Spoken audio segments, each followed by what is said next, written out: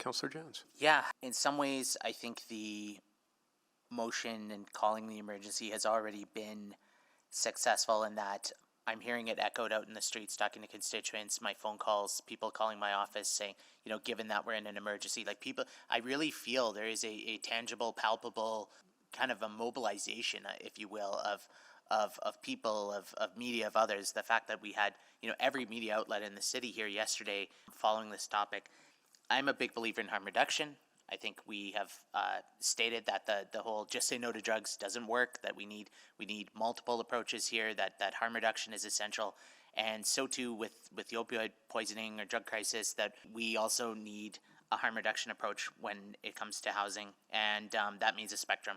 That means wherever people are sleeping, that we try and make it safer, whether it's encampments, whether it's shelters, whether it's bridge housing, whatever it is, we need to make sure that we're trying to meet people where they're at, build trust, show respect, and work with people to address their unique circumstances that brought them to where they are and the needs that they're facing. That's the long-term path to success. You can't just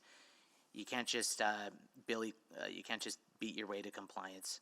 So we here are looking at this motion, and I think Councillor Rutherford said it so eloquently about, one amputation is too many, one overdose poisoning is too many, one person freezing to death in the valley is too many. And when I look at the government's reaction in the past to other crises in Alberta, be it the wildfires, be it the flood, others, I mean, the fact that we've had 1,411 people die last year from drug poisoning in Alberta, entirely preventable, this to me is an emergency. And even if the Premier knows all of this, and even if the Mayor knows all of this, my hope is that the people who call my office, and I have this conversation sometimes 10 or 20 times a week, somebody calls and says, why is there an encampment?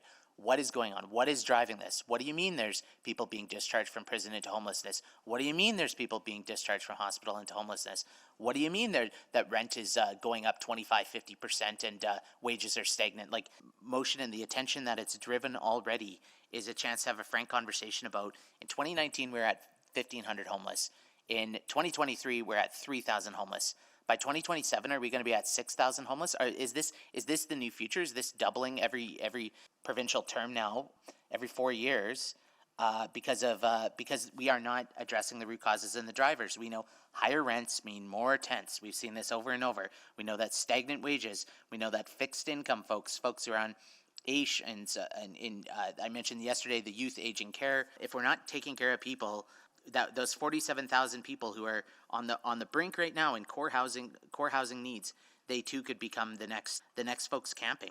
So is this an emergency? Absolutely. Are these other components necessary? Yes. Would I like Councillor Salvador, I'm very interested to see what item 5 is. I know we've committed already 183 million. I know we collectively need to get to that 15.4 billion over 10 years. But are there measures right now that we can do, police, fire, transit, anywhere else, just to ease suffering and to make life slightly more comfortable for people in need? Thank you.